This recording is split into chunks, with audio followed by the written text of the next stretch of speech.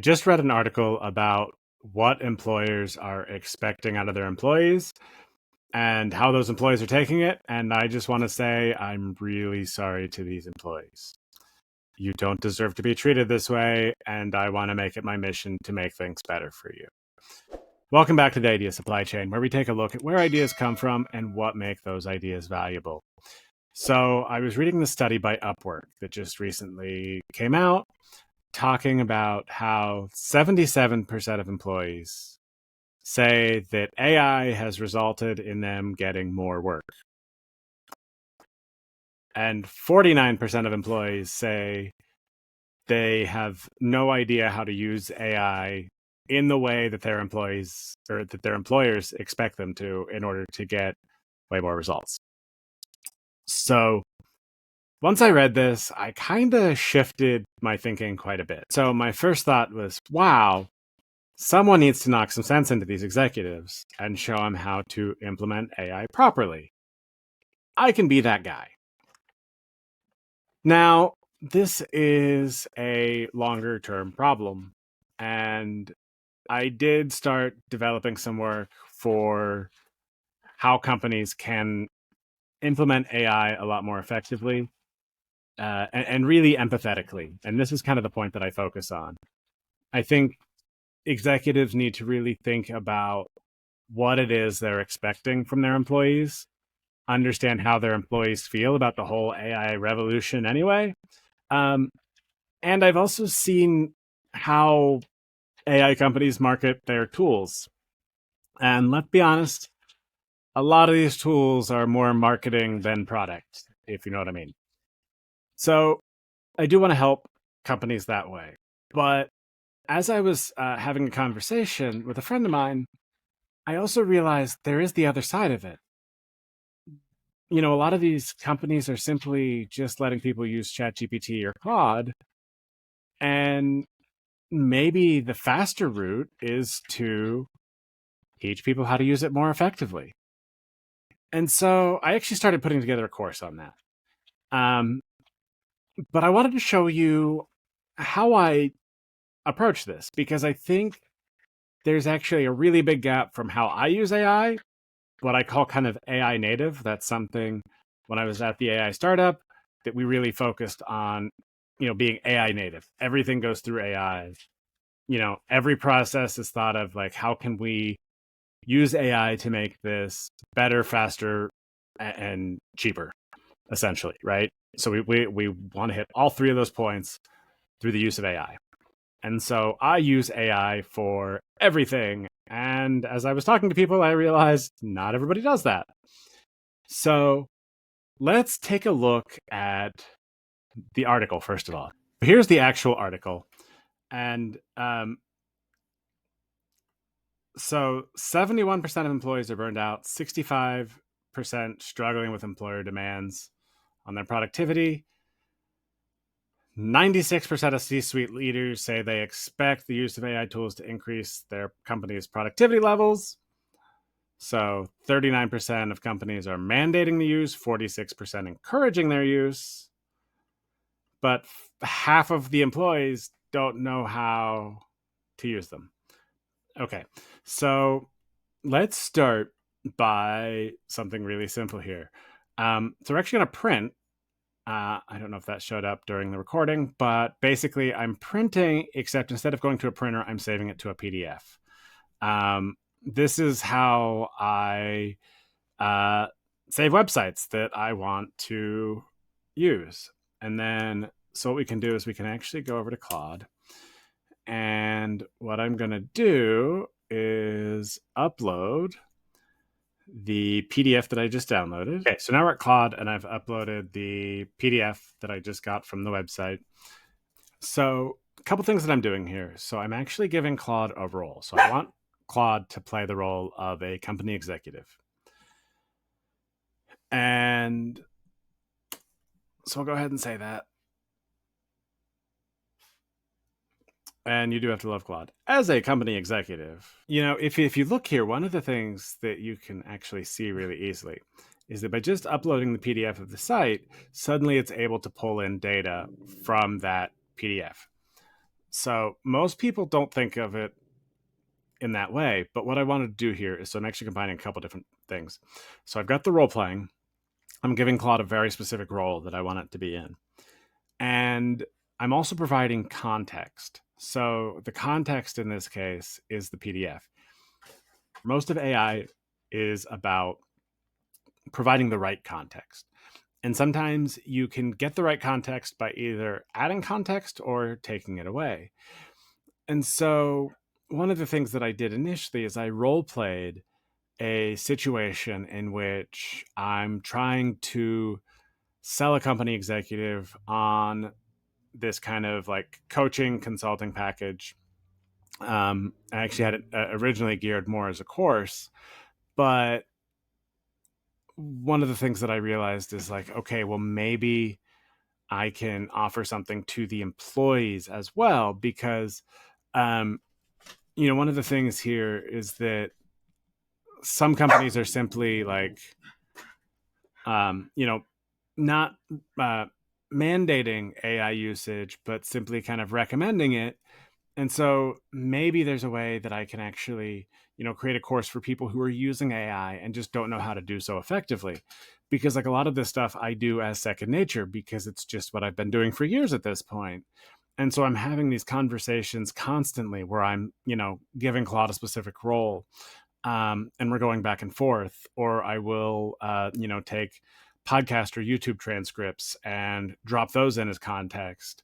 Um, if I'm designing a landing page, I may use an example landing page that I like, or I may take some tips that I got from a site on how to make effective landing pages, and I'll put that in. And so it's like there's a lot of just playing around with the context that you can do here, and by doing that, you can have drastically different results. And so, like in this case, I'm particularly concerned about burnout. Your focus on empathy is intriguing. And so, the one thing I do want to caution here, and I caution this because it's a trap that I've caught myself in. It's really easy to procrastinate with AI. So you can do a lot of things without actually doing things. Um, One of the learnings that I've had is that AI isn't designed to be right. So, Google was kind of designed to like give you the right answer. So people assume that like they're getting answers. They bring that to like ChatGPT or Claude and they don't get an answer that is right. That's because these LLMs, these AIs were not designed to be right. They're designed to make you happy. They're designed to give you what you are looking for. And so if you're looking for something, it'll give that to you, regardless of whether it has any reality or any connection to reality at all. And so when I say you could procrastinate with AI, you can do a lot of things in AI and then not actually test them against the real world. And so what I did is, after having some of these conversations with Claude and going back and kind of working from a document and just kind of going back and forth, I ended up creating a course pre-sale page. And the reason I did that is because like I do have a belief, based on the news article and my experience in talking to people, that there's a lot of people who are getting pressured to use AI.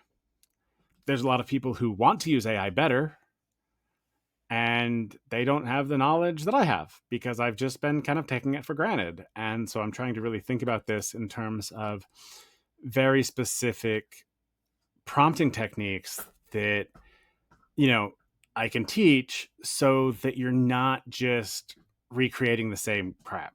Because let's be honest, you see it, people download or, saying like, hey, comment prompt and I'll give you my collection of 200 marketing prompts. And then they get, several hundred people to sign up for their newsletter or whatever they're doing.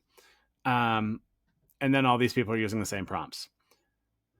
And guess what? They all get kind of the same results. And you've all seen the results, right? Like it's the same crap that you see everywhere. It's so obviously AI written. That doesn't have to be the case. you can do a lot of customization. And one of the things that I truly believe is that the power of AI lies in letting you do the things that you're best at so that you don't have to focus on the other shit that you're not great at. And so, in these situations, one of the things that I'm not great at is having some of these conversations, being autistic, right? I get the ideas that people are saying, but I miss some of the subtext and all of that. And so I kind of used to run these conversations like in my head, but I found it actually way more effective by running them through Claude. And by doing that, I can actually have an idea that at least gives me some comfort in going into these conversations that I'm not used to having. As an aside, one of the things that I realized, um, being autistic, I was laughing at people who were complaining about communicating with Claude or ChatGPT and not being able to get what they want. And I'm like, of course you fucking didn't. You have no idea how to ask for what you actually want. And I know this because I've been on the other side of that. I've been on the receiving end of the neurotypical asking for something, but not actually asking. Um, and it's really fucking annoying. So, I actually gave the advice the other day to someone who I was like, just pretend Claude is autistic. You're going to get much better results because you have to be very, very specific about what you ask for. Also, it has a people pleasing tendency. Not that I know anything about that. It'll give you what you're asking for, but you have to know very specifically what you're asking for. And so, a lot of the course that I'm putting together is all about how you can actually be more specific and asking for exactly what you want, because then you're going to get what you want. And that is one of the biggest things with AI too, because the value isn't necessarily in any given output. It's in knowing the value of the output you get.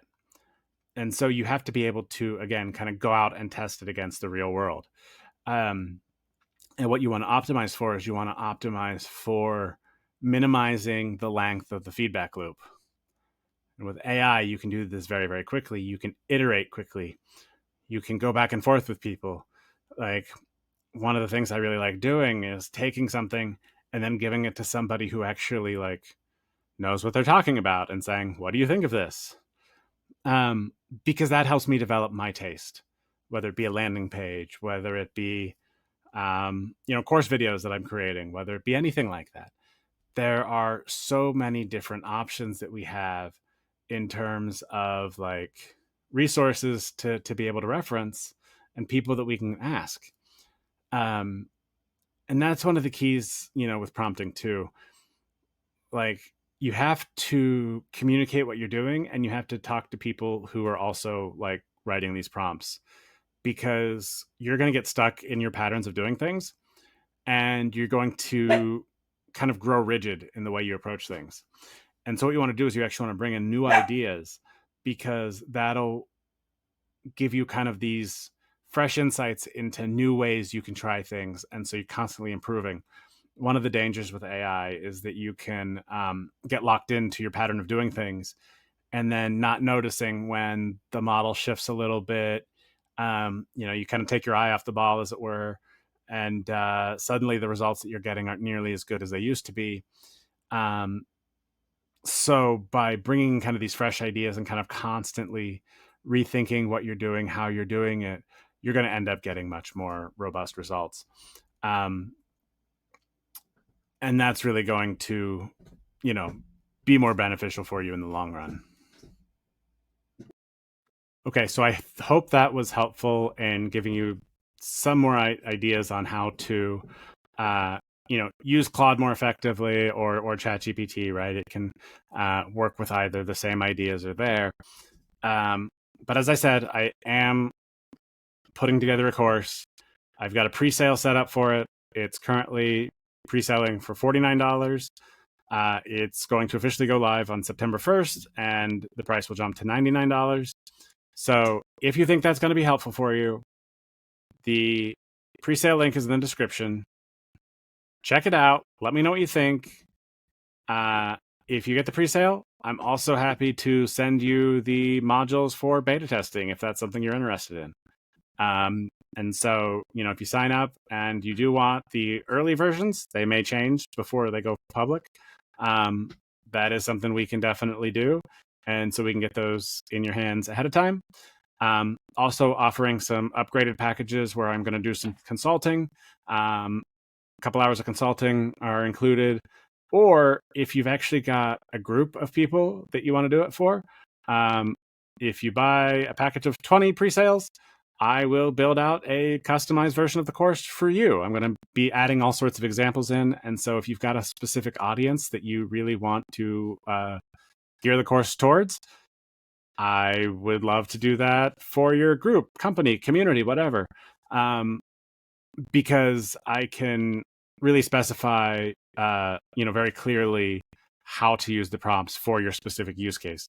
For the general course, it's going to be more general, obviously, but there is a lot of customization that can go on in there, and I'll do the customization with Claude, so you'll actually be able to see it in like how the process is put together. It's a very meta kind of thing. But anyway, that's it for today. Hope it's helpful. Feel free to let me know in the comments, any types of prompting techniques you like to see. If your company's being a dick and treating you like shit and expecting you to use a bunch of AI that you have no clue how to use, drop the name in the chat. I'd be happy to reach out and do some empathetic level, coaching with the executives if I can convince them. But anyway, that's it for today. Thanks for watching, and I'll see you in the next video.